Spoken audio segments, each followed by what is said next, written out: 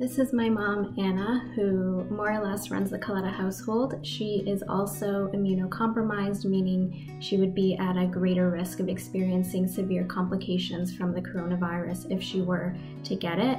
And we've been worried about it for a long time and have had to make a few adjustments as a family.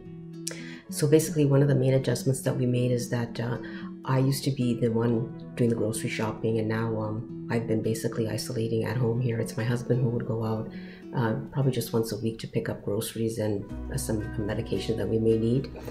In addition, I was also being seen by a doctor every 2 weeks, and now that's not possible anymore. So basically what we're doing is just a phone call to see how I'm doing, and she may call in prescriptions for me, but that's about it. And I'm obviously very worried about her contracting the novel coronavirus, but then also me being the one who is the vector that gives it to her. I had surgery a couple of weeks ago and was in the hospital, so I've been very nervous about having been in the hospital while this is all starting to kick off here.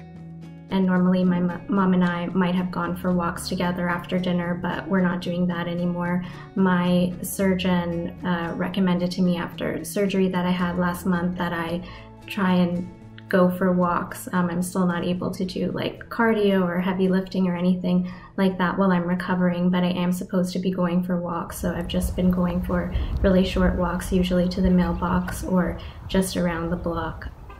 Both of my parents' families are from southern Italy, and so we're keeping in touch. Usually every Sunday we do a whole bunch of FaceTimes and phone calls with all of our family and friends in Italy, and we get sort of an update from what feels like it's going to be our future.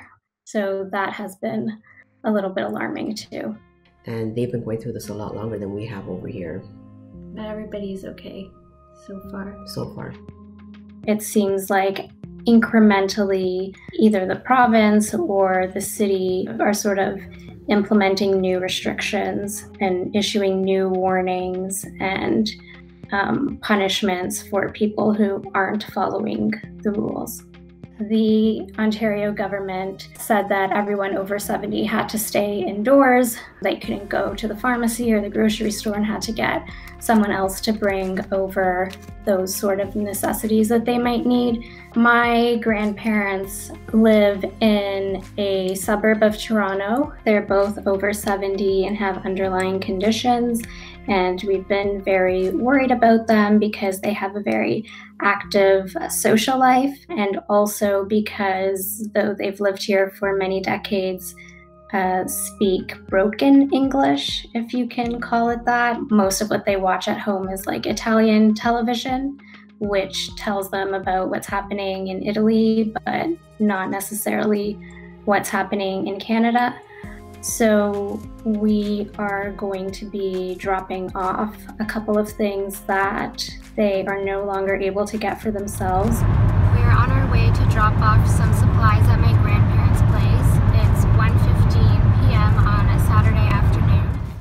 We have a big Italian family, and we usually get together on Palm Sunday and on Easter. And this year there will be none of that.